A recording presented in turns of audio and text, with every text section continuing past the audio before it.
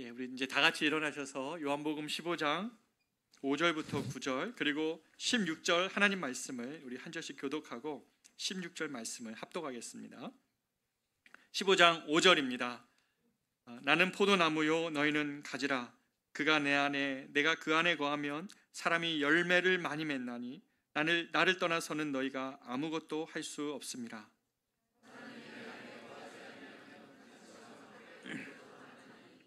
사람들이 그것을 모아다가 불에 던져 살았느니라. 너희가 내 안에 거하고 내 말이 너희 안에 거하면 무엇이든지 원하는 대로 구하라. 그리하면 이루리라.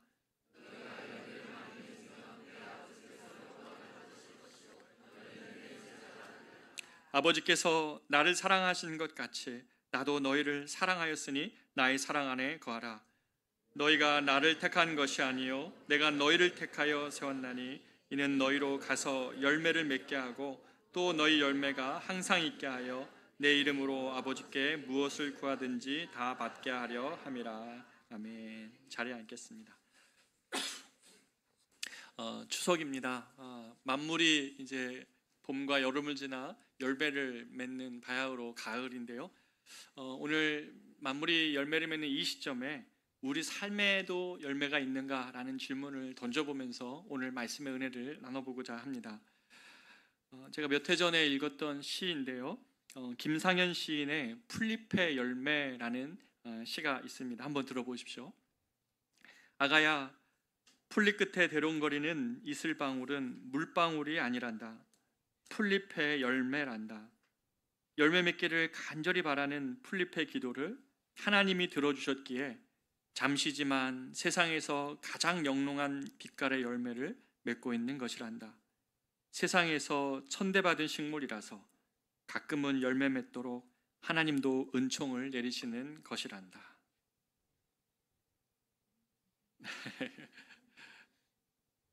여러분, 풀잎도 열매 맺기를 기도하고 있어서 하나님이 그 열매가 없어서 늘 짓밟히는 풀잎에게 그 기도를 들어주면서 풀잎에 영롱한 이슬방울 하나를 맺게 하셨다는 시입니다.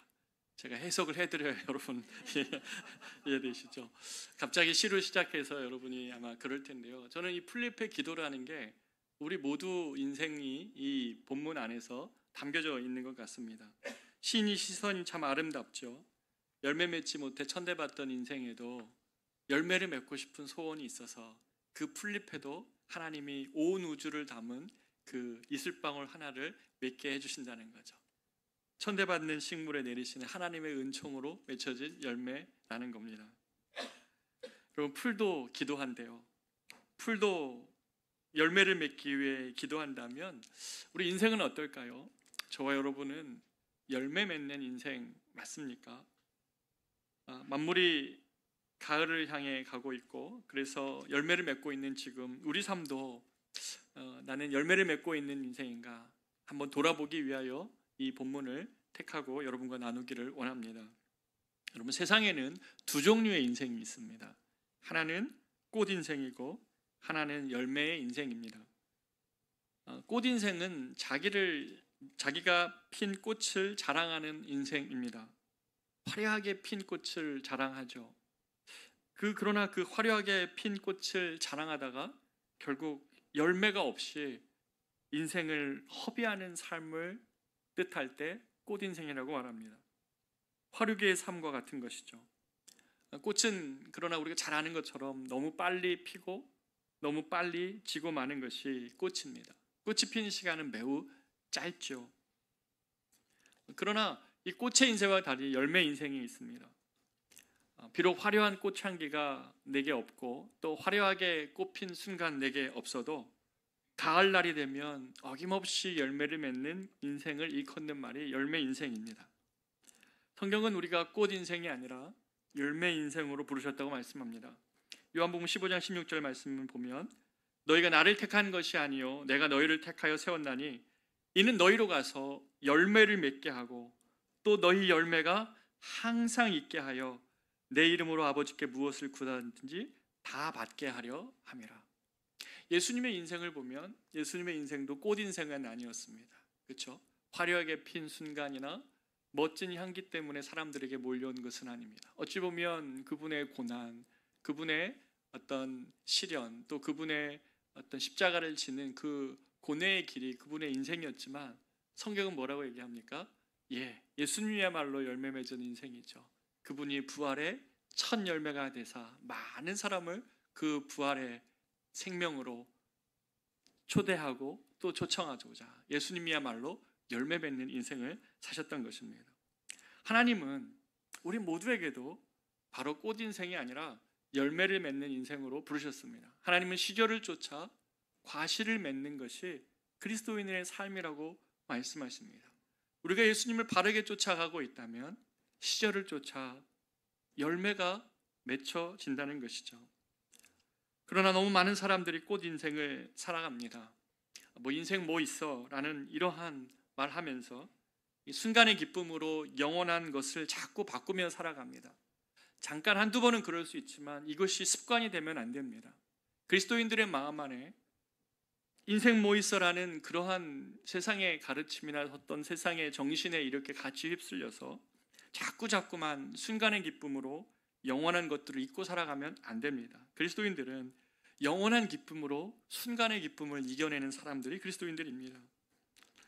그런데 세상이 주는 가장 최고의 기쁨과 찬양 모두 화려한 것을 다 경험해봤던 사람이 성경에 한 명 나오는데 그 사람이 바로 솔로몬입니다. 이 솔로몬이 가졌던 영화와 존귀는 마치 꽃 인생과 같이 그의 인생에 한번 확 타올랐습니다. 솔로몬처럼 다 누려본 사람이 과연 성경에 또 있을까 싶을 정도로 솔로몬은 꽃 인생을 살았습니다. 그런데 이 솔로몬이 자신의 인생을 뒤돌아보면서 전도서 1장 2절에 이렇게 말합니다. 전도자가 이르되 헛되고 헛되며 헛되고 헛되니 모든 것이 헛되도다. 무려 5번이나 이 짧은 구절 하나에 전도서의 시작에 헛되다는 말을 반복하고 있습니다. 성경은 비교급과 최상급이 없습니다. 그렇기 때문에 어떻게 쓰냐면 같은 단어를 반복하여서 그것에 강조점을 둡니다. 성경 전체를 통하여 같은 단어가 5번 반복된 것은 여기가 유일합니다. 그만큼 특별한 것이 바로 이 인생을 해석한 솔로몬의 말입니다. 여기서 헛되다라는 히브리어 하벨이라는 단어는 어떤 뜻이냐면 공기 또는 숨 또는 안개라는 뜻을 가지고 있습니다. 결국 솔로몬이 하고 싶었던 말이 무엇일까요? 세상의 꽃과 같은 것 다 있어봤지만 그 모든 것은 손에 모래를 쥔 것 같아가지고 움킨 줄 알았으나 손가락 사이로 다 빠져가는 것과 같다 라고 말합니다.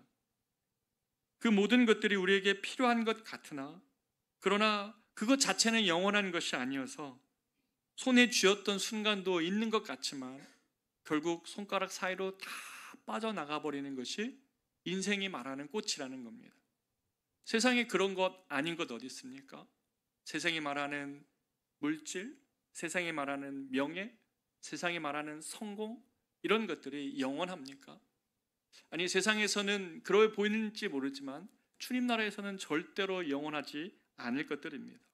모두 사라지고 마는 것과 같다고 솔로몬이 말합니다.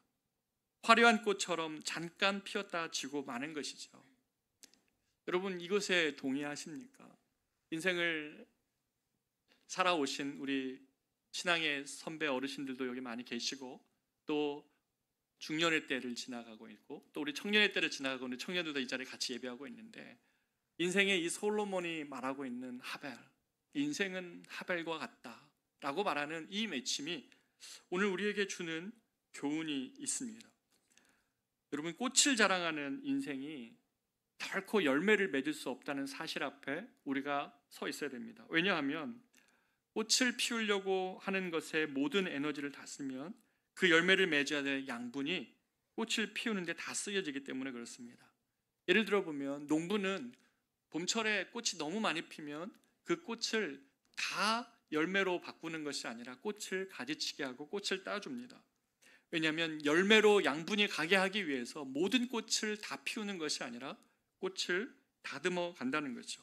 꼭 필요한 꽃만 남기고 나머지를 버리는 결단이 필요한 것이죠. 여러분, 인생에는 꼭 피워야 될 것이 있고 또는 떨어뜨려야 될 것이 있는 것입니다.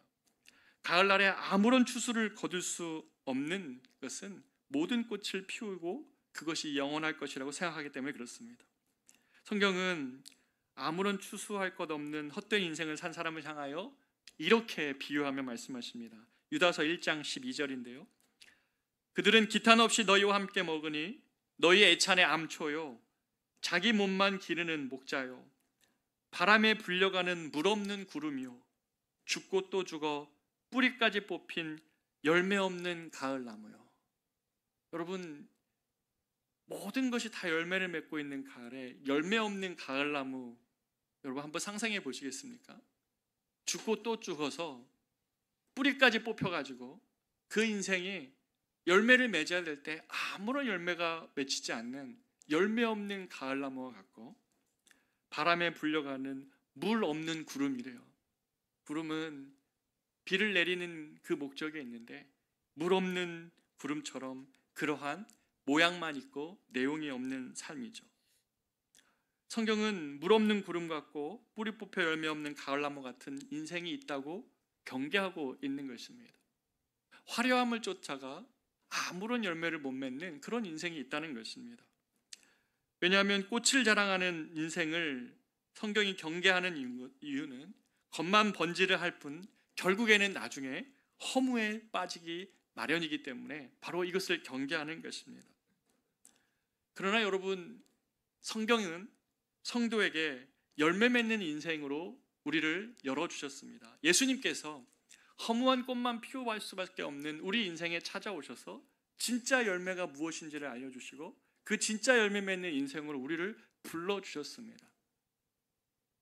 거침없이 살아가는 그런 인생에서 화려한 꽃을 추구하는 그런 인생만이 아니라 때로는 이 풀의 노래처럼 때로는 사람들에게 짓밟히는 것 같고 그리고 사람들에게 천대받는 식물 같지만 그러나 열매 맺는 인생으로 바꾸어 주시는 것이 우리 주님이십니다. 저는 이런 주님이 참 좋습니다. 천대받은 식물의 노래, 풀의 노래도 들어주시고 기도도 들어주시고 또 아무런 열매 맺지 못하는 것 같이 세상에서는 그렇게 보이나 정작 주님 앞에서는 가장 큰 열매를 들고 서 있을 수 있도록 전복시키시는 하나님. 인생의 사람들의 평가가 아니라 주님 앞에 평가를 받게 하시며 그 인생의 평가를 뒤집어 주님의 놀라우신 그 평가 속에 진정한 복락을 누리는 그 하나님 나라. 저는 이 하나님 나라를 믿습니다. 성도들이 바로 믿는, 저와 여러분이 믿는 하나님 나라는 바로 그런 나라이죠. 예수님은 이 허무한 인생으로 다 갈 수밖에 없는, 눈앞에 보이는 화려함을 쫓아갈 수밖에 없는 우리에게 하나님은 열매 맺는 인생으로 나아오라고 우리를 불러주셨습니다. 요한복음 15장 5절은 그 길을 우리에게 말씀해 주십니다. 이렇게 말씀하시죠. 나는 포도나무요 너희는 가지라. 그가 내 안에 내가 그 안에 거하면 사람이 열매를 많이 맺나니 나를 떠나서는 너희가 아무것도 할 수 없습니다. 얼마 전에 제가 집에서 교회를 가기 위해서 주차장으로 가는데요. 저희 집에 제가 이사를 갈 때가 겨울 때여서 모든 나무가 다 앙상한 가지밖에 없었습니다. 그래서 그 나무에 대해서 아무런 기대가 없었는데 며칠 전 이렇게 주차장으로 가는데 누가 감을 하나 떨어뜨려 놓은 거예요. 그래서 누가 이렇게 길에다가 감을 버려놨나 이렇게 했거든요. 알고 봤더니 위에 보니까 감이 주렁주렁 맺힌 거예요. 제가 좀 깜짝 놀랐습니다. 감나무가 거기 있을 것이라고는 상상도 못했거든요.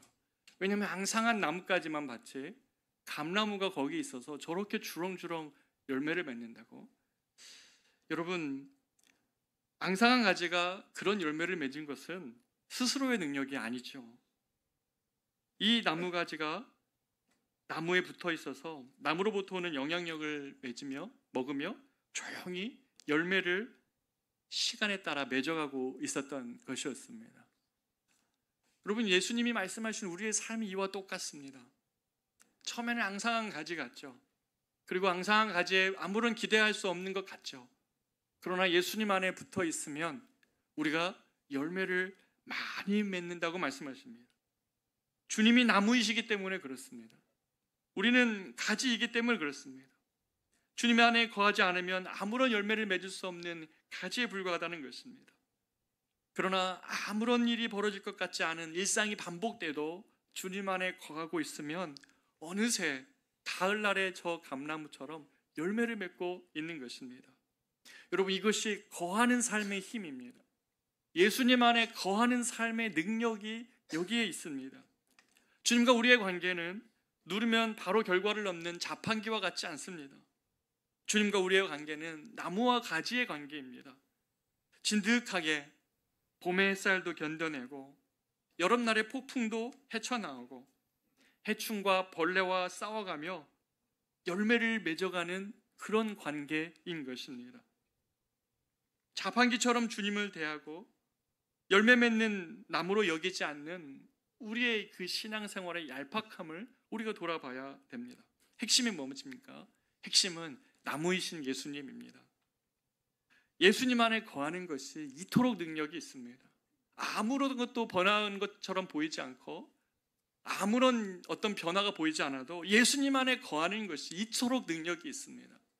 그러나 자판기처럼 예수님께 나아가서 무엇인가를 구할 때는 우리의 마음이 준비되어져 있지 않기 때문에 열매를 맺을 수는 없습니다. 주님이 기적은 일으켜 줄 수 있습니다. 그러나 참으로 주님 앞에 섰을 때 우리는 기적이 아닌 우리의 열매로 주님 앞에 나아가야 됩니다. 예수님 말씀 안에 거하는 것이 이토록 인생에 중요합니다. 우리는 인생의 성공의 때와 실패의 때가 다 있습니다. 어느 한 사람이 성공만 경험합니까? 그리고 어떤 사람은 실패만 하겠습니까? 기쁜 날도 눈물 흘리는 날도 우리에겐 다 있습니다. 그런데 어떤 인생을 살아왔든지 간에 상관없이, 그리고 지금 어떠한 인생의 순간을 경험하는지 상관없이 주님 안에 있을 때면 그 모든 것들이 주님 안에서 열매를 맺는 순간으로, 시간으로 변하게 될 것이라는 것이 주님의 약속인 것입니다. 이것이 나무와 가지 안에서의 관계입니다. 고통한다고 주님이 버리신 것이 아니라, 고통한다고 주님이 우리 안에 하나님의 사랑을 거둬낸 것이 아니라, 그 모든 순간도 우리 안에 주님께서 열매를 맺게 하시는 시간일 뿐입니다. 이러한 예를 너무나 잘 보여주는 한 사람이 있습니다. 미즈노 겐조라는 사람입니다. 이분은 일본의 시인인데요, 초등학교 4학년 때에 갑자기 불시에 뇌성마비가 갑자기 찾아와가지고 모든 기능을 다 잃습니다. 어렸을 때부터 고통하는 것도 무척 아픈데 이 앞선 시간이 있잖아요. 그러니까 이 뇌성마비를 걸린 다음에 이 미즈노 겐조가 눈만 움직일 수 있는 사람으로 비참한 상태가 됩니다. 그런데 그 미즈노 겐조에게 어느 날 그 마을의 목사님이 찾아오셔서 복음을 전한 것입니다. 이 미즈노 겐조가 그 자신의 고통 속에서 복음을 받아들인 다음에 이 미즈노 겐조가 세상과 소통하고 세상에 던지고 싶은 말이 있어서 그가 시를 씁니다. 근데 그 시를 어떻게 쓰겠습니까? 눈만 깜빡이는 사람이 엄마와 같이 써요. 엄마가 일본어 하나하나를 이렇게 가르칠 때마다 그것이 미즈노 겐조의 마음 안에 맞으면 눈을 깜빡인 겁니다. 그렇게 해서 한자 한자 써내려간 시가 감사는 밥이다라는 책으로 2017년인가요? 나왔죠. 그의 책에 이런 시가 하나 있습니다. 한번 들어보십시오. 기다리는 소망, 나의 마음속에 기쁨이 있네. 그리스도가 베풀어 주셨다네. 세월 흘러간데도 소멸치 않네. 세상에서 얻은 기쁨이 있다네. 내가 전진해 나갈 한 길이 있네. 그리스도가 활짝 열어 주셨다네. 어둠이 드리워도 헤매지 않네. 저 천국에 이르는 기쁨이 있는 그 길. 제가 참 좋아하는 그렇지 않아라는 시도 있습니다. 한번 들어보십시오. 걸어가는 사람은 나 혼자, 그렇지는 않아. 나의 연약함을 아시는 주님이 나와 함께 걸어가신다. 고민을 하는 사람은 나 혼자, 그렇지는 않아. 나의 연약함을 아시는 주님이 나와 함께 고뇌하신다. 기도드리는 사람은 나 혼자, 그렇지는 않아. 나의 소원을 아시는 주님이 나와 함께 기도하신다. 얼마든지 좌절하고 얼마든지 인생을 비관할 수 있었던 미즈노 겐조이지만 하나님이 그를 만나주시고 그 안에 하나님 나라가 임하자 미즈노는 이 하나님과 깊은 사귐 속에 삽니다.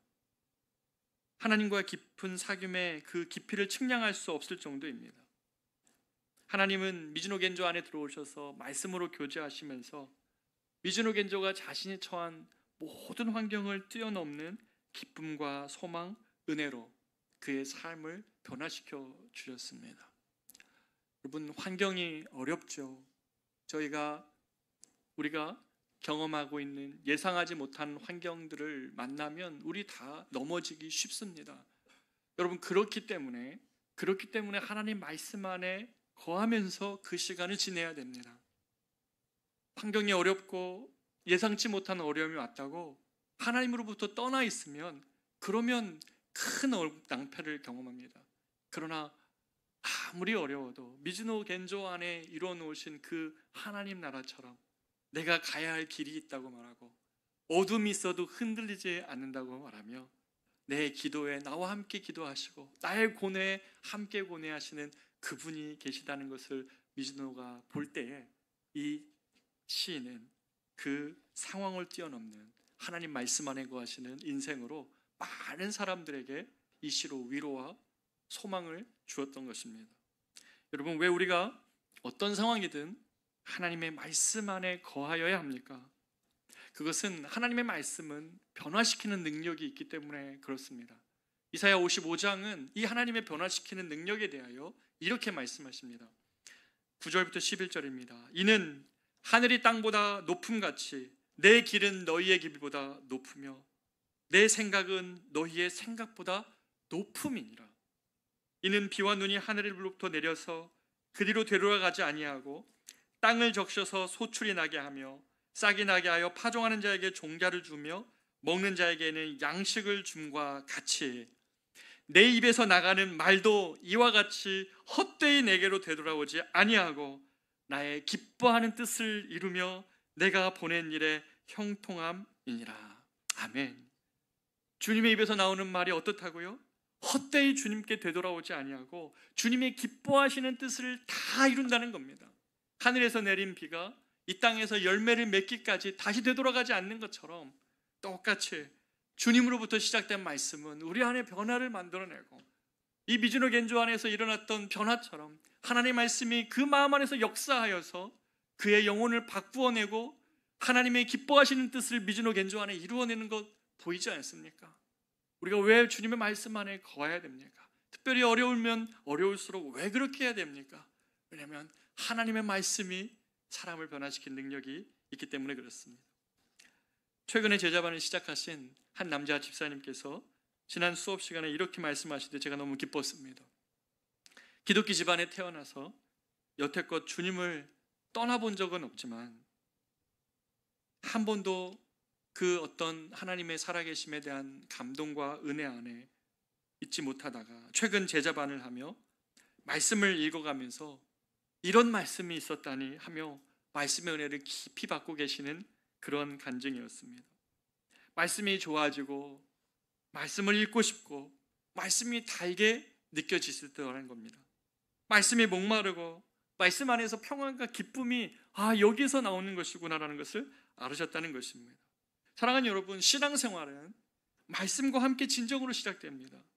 하나님의 거하며 말씀과 동행할 때 우리 삶에는 하나님이 기뻐하시는 열매를 맺혀져 갈 수 있는 그 가능성과 능력이 우리 안에 시작되는 것이죠. 어떻게 해요? 예수 안에, 하나님 안에, 말씀 안에 거할 때입니다. 여러분, 어떤 열매를 주님이 우리에게 원하실까요? 제가 성경을 준비하기 위하여 성경의 열매라는 단어를 다 쳐다봤습니다. 그리고 그걸 카테고리화해서 나눠봤습니다. 그랬더니 성경이 말씀하시고 있는 열매가 몇 가지가 있습니다. 첫 번째로 성경은 하나님의 말씀이 우리 안에 거할 때에 우리 안에 찬양의 열매를 맺습니다. 히브리서 13장 15절입니다. 이러므로 우리가 예수로 말미암아 항상 찬미의 제사를 하나님께 드리자. 이는 그 이름을 증거하는 입술의 열매이니라. 여러분, 찬양이 열매래요. 왜 그럴까요? 왜 찬양이 열매할까요? 여러분, 진정한 찬양은 하늘의 노래입니다. 성도들만이 찬양할 수 있기 때문에 그렇습니다. 성경은 이것을 새 노래라고 말합니다. 인생에 우리가 여러 노래 있지만 예수님 안에 거하기 때문에 성도 안에 시작된 새 노래가 찬양이기 때문에 그렇습니다. 그래서 성도만이 찬양하고, 이 노래는 원래 천사들이 부르는 노래인데 이 땅에서 예수와 함께 동행하면서 부르는 입술의 열매가 찬송이래요. 여러분, 지난주에 찬송하셨습니까? 가만히 있을 때, 운전할 때, 밤에 잠들 때에, 고요한 시간에, 문제 앞에서 여러분 찬송의 입술이 있었습니까? 예전에 제가 미국에서 목회할 때에 한 성도 집을 신방하였습니다. 노모를 모시고 사시는데요, 이제 많이 연로하셔서 이렇게 침대에 누워 계시는, 아무 어떤 행동을 하실 수 없는 노모셨습니다. 93세 어르신이었죠. 근데 이 집사님에겐 사연이 있었습니다. 젊은 날에 미국에서 어떤 분을 소개로 한국에 들어온 한 청년과 결혼을 하고 고향을 다 등지고, 아버지 어머니 일가 친척 다 등지고 미국으로 아메리칸 드림처럼 떠나간 것입니다. 여러분, 그런데 이거 쉽지 않습니다. 왜냐하면 가족들이 아무도 없잖아요, 주변에. 그리고 그곳에서 결혼 생활을 하는데 문화적 차이, 여러 가지 차이에서 계속 어려움을 겪었습니다. 그럼에도 불구하고 이분이 워낙 착하셔가지고 시어머니를 50년간 모셨습니다. 50년간 모시고 최선을 다했는데, 이분이 눈물 흘리는 이유는 뭐냐면 그 어머니가 자산이 좀 있으셨거든요. 형제 시댁 식구들한테 어머니를 그렇게까지 섬기는 이유는 자산 때문이라고 그렇게 모함을 받고 있는 것입니다. 이분이 이 얘기가 너무너무 분해서, 자신의 인생이 이렇게까지 망가지는 인생이 너무너무 분해서 교회 와서 한참을 울고 가다가 교회 옆에, 저희 교회 옆에 이렇게 굴다리, 맨하탄으로 들어가는 길 7번 지하철이 지나가는데 지상으로 딱 구간이 있는데 그 밑에 굴다리 밑에서 기차가 지나갈 때면 사람들이 못 들으니까 하나님 당신 살아계시냐고, 하나님 어떻게 내 인생을 이렇게 망가뜨리냐고 막 그렇게 소리 질렀다는 겁니다. 그리고 이제 집에 가가지고 또 어머니를 모시다가 어느 날 눈물이 쭉 흘러내리는 겁니다. 이렇게 해도 저렇게 해도 안 되는 자기 마음을 주체할 수 없어서 말씀을 읽다가 어느 날은 찬송을 집어들었대요.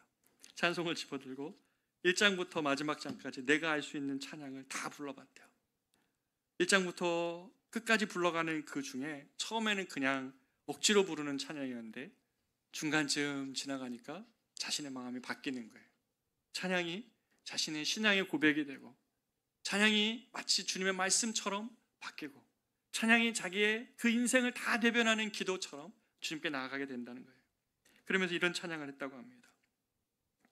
주 안에 있는 나에게 딴 근심이 있으랴, 십자가 밑에 나아가 내 짐을 풀었네.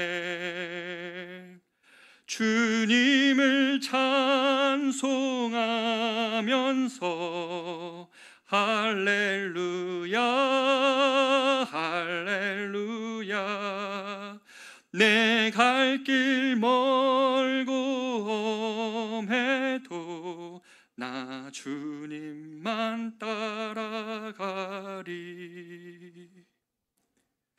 이분이 이런 찬양을 하면서 그의 영혼이 바뀐 것입니다. 사람들이 뭐라 하든 상관없이 주님 바라보면서 그 어머니 마지막 장례까지 섬기신 것을 제가 봤습니다. 사랑하는 여러분, 주님이 우리 입술에 두신 열매가 찬양입니다. 여러분, 이 세상 살면서 얼마나 찬양하다가 주님 만나겠습니까? 얼마나 찬양하다가 그리운 주님, 주님의 나라에서 배웠을 때 어색하지 않고 그 주님을 찬양하다가 주님께 가겠습니까? 찬양에는 대가가 없습니다. 어려워도 힘들어도 아무런 대가 없이, 아무런 비용 없이 우리는 주님을 찬양할 수 있습니다. 어렵고 낭망돼도 주님을 더 깊이 찬양할 수 있는 것이 찬양입니다. 그것이 새 노래이고 주님이 우리에게 주신 입술의 열매라고 말씀하셨습니다. 또 하나, 하나님과 동행할 때는 거룩의 열매를 맺게 됩니다. 로마서 6장 22절에 그러나 이제는 너희가 죄에게서 해방되고 하나님께 종이 되어 거룩함에 이르는 열매를 얻었으니 이 마지막은 영생이니라. 여러분, 하나님 안에 거하게 되면 우리가 거룩을 자연스럽게 사모하게 됩니다. 죄는 그것을 없애려고 노력하면 죄가 오히려 우리 안에서 활동합니다. 죄를 없애려면 거룩을 묵상을 해야 됩니다. 바로 그 거룩을 묵상해야 이 죄가 미워집니다. 이런 이치와 같습니다. 더러운 물이 컵에 담겼을 때 이 더러운 것들을 제거하기 위해서는 맑은 물이 공급돼야 되는 것처럼 똑같습니다. 죄는 죄를 이기려고 싸우는 것이 아니라 예수 그리스도의 거룩을, 주님이 나를 자신의 피를 흘려 나의 죄의 문제를 해결해 주셨는데 똑같은 죄를 또 범하고 있는 자기 자신이 주님 앞에서 너무나 송구하여서 주님의 거룩을 사모할 때에 죄가 미워지고 죄를 이길 수 있는 힘을 얻게 되는 것입니다. 나의 죄를 위하여 십자가에 달리신 그 주님의 거룩하심을, 그분의 정결케 하심을 내가 입은 자로서 세상에서 내가 세상과 똑같이 살 수 없이 주님의 거룩을 사모할 때에 죄와 싸울 힘과 능력이 생겨나는 것이죠. 주님 안에 거할 때에 이 참된 욕망이 우리의 마음을 채워갑니다. 사업을 할 때나 사람들 틈 앞에서 틈 속에 섰을 때에 그냥 세상이 다 그렇게 하니까 나도 그렇게 한다고 절대로 할 수 없는 것은, 거룩을 사모하고 있는 자에게는 그 길로 갈 수 없다고 양심이 소리치고, 무엇보다도 성령께서 우리에게 깨우쳐 주시면서 그 길로 가면 안 된다고, 그러면 망한다고 말씀해 주시기 때문에 그렇습니다. 우리는 예수님 안에 있을 때 거룩을 사모하는 열매가 우리 안에 생겨나는 것입니다. 또 예수님 안에 거할 때 우리 안에는 영혼의 열매를 맺게 됩니다. 잠언 11장 30절입니다. 의인의 열매는 생명나무라 지혜로운 자는 사람을 얻느니라. 의인의 열매가 뭐라고요? 생명나무입니다. 그리고 그 생명나무는 사람입니다. 의인의 열매는 생명나무와 같아서 사람을 얻습니다. 한 영혼이 돌아올 때 나로 인하여 누군가가 예수님의 사랑을 알고 예수님의 용서를 알고 예수님 안에 평안과 기쁨을 알도록 복음을 전해주고 싶은 열망이 의인의 마음 안에는 생겨납니다. 참으로 그래서 지혜로운 사람은 사람에게 집중을 합니다. 기업을 경영할 때도요, 그리고 사람들 틈에 있어서도 사람이 보이는 것입니다. 그리스도인들은 사람을 열매로 맺는 사람들입니다.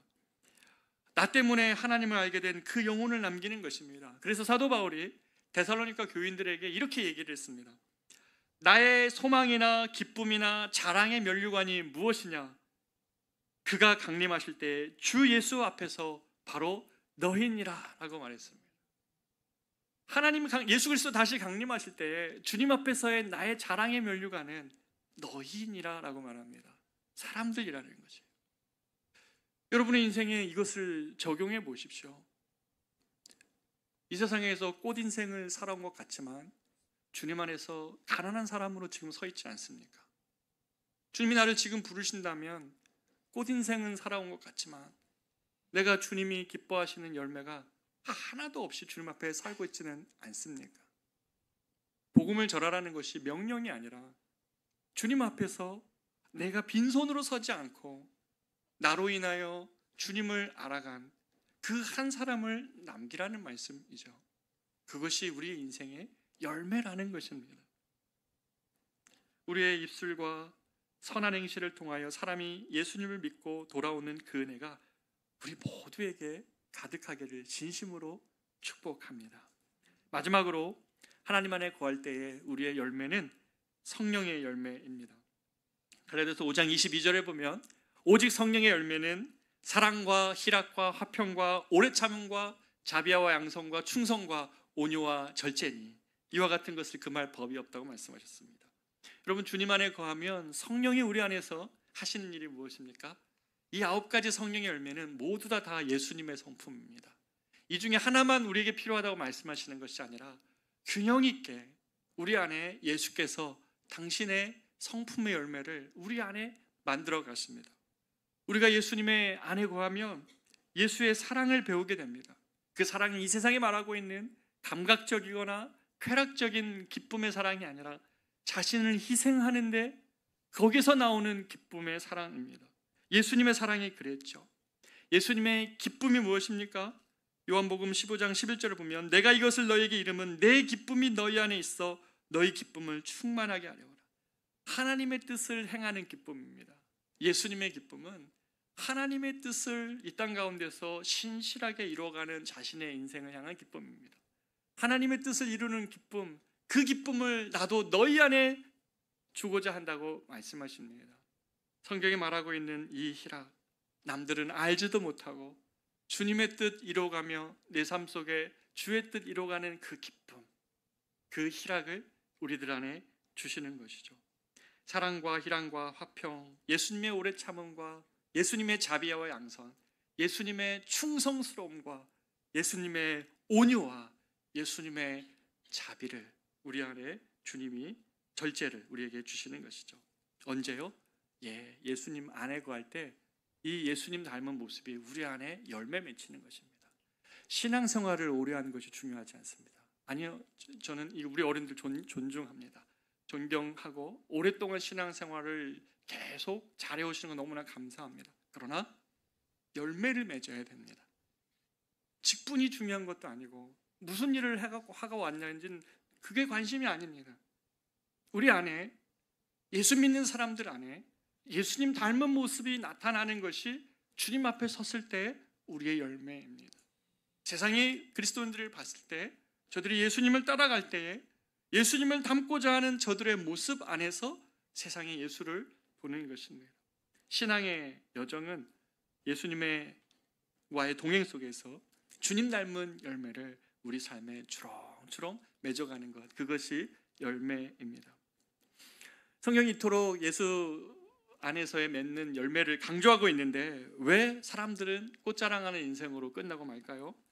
그것은 솔로몬이 이렇게 결론을 내렸습니다. 전도서 12장 13절 14절에서 이렇게 얘기합니다. 전도서 12장 13절 14절 일의 결국을 다 들었으니 하나님을 경외하고 그의 명령들을 지킬지어다. 이것이 모든 사람의 본분이니라. 하나님은 모든 행위와 모든 은밀한 일을 선악간에 심판하시리라. 사랑하는 여러분, 우리가 주님 앞에 서서 결산하는 인생이라는 사실을 잊어서는 안 됩니다.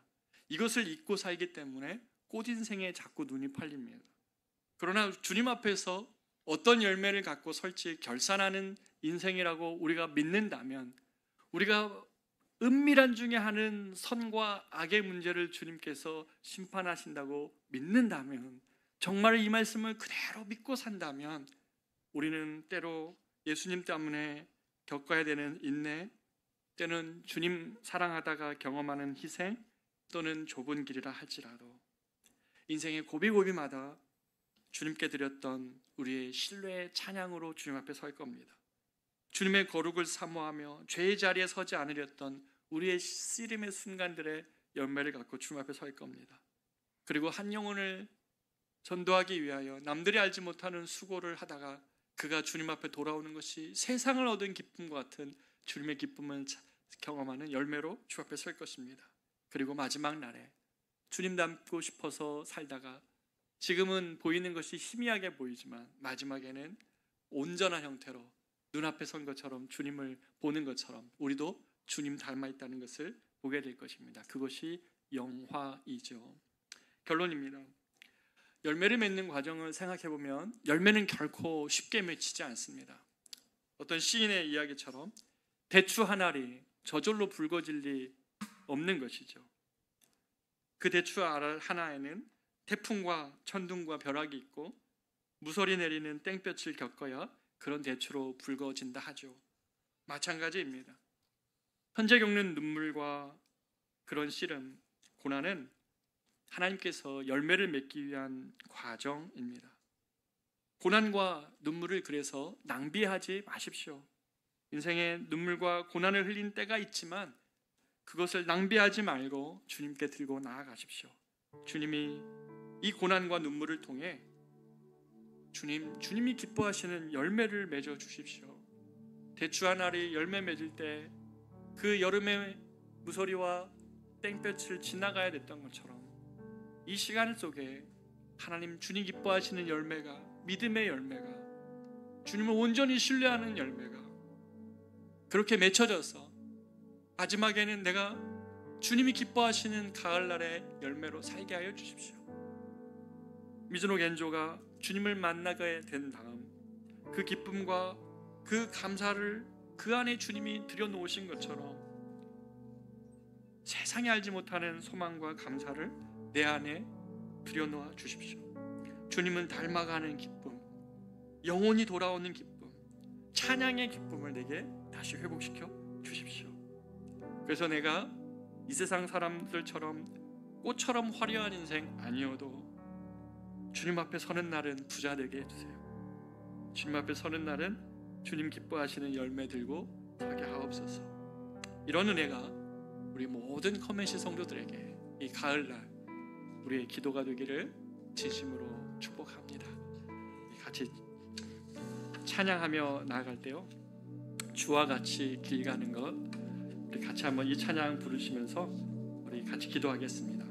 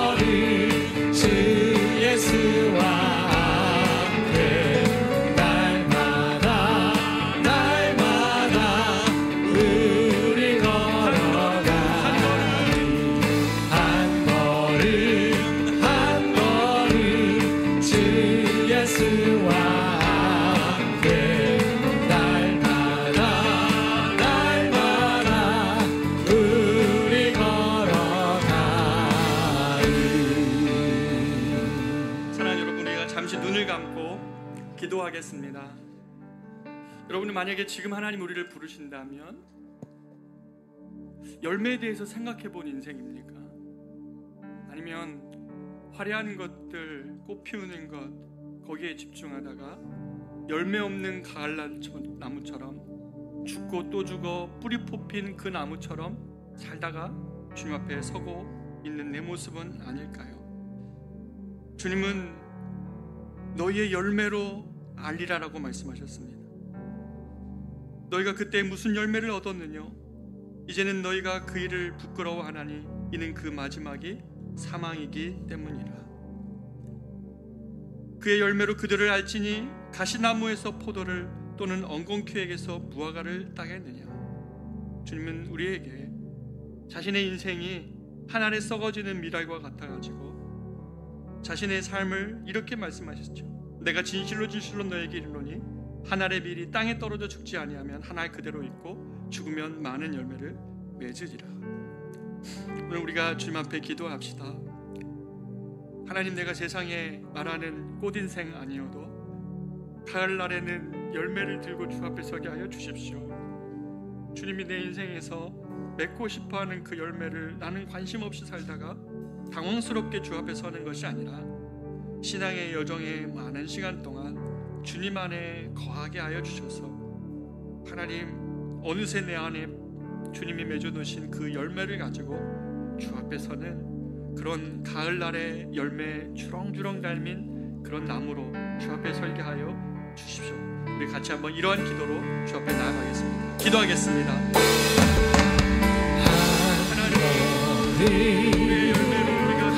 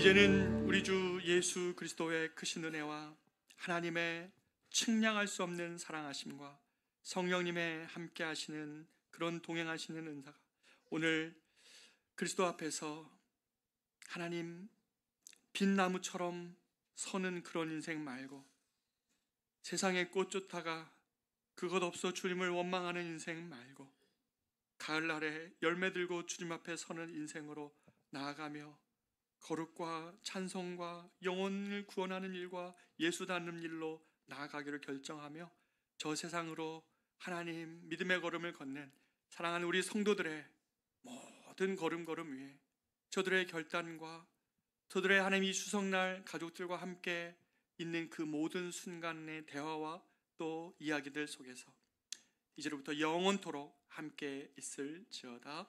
아멘.